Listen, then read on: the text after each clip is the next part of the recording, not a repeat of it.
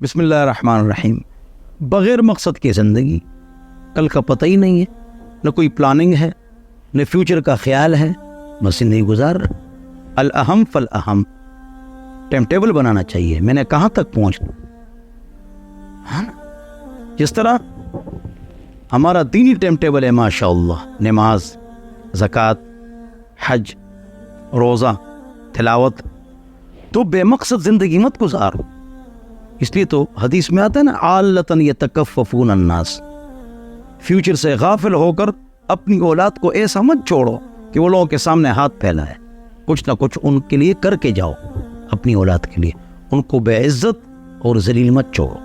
عالۃً یتکففون الناس، تو بے مقصد زندگی نہ گزارو اور محنت کرو، محنت میں مت شرماؤ، بشرط یہ کہ جائز حرام نہ، تو بے مقصد زندگی نہ گزارو اور پلاننگ آپ ضرور بنائیں، محنت کریں، پابندی کریں۔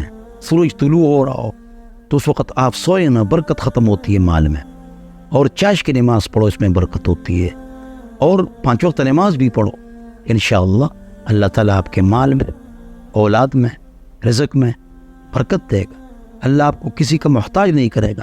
لیکن بے مقصد زندگی مت گزارو۔ مقصد ہمارا کیا ہے؟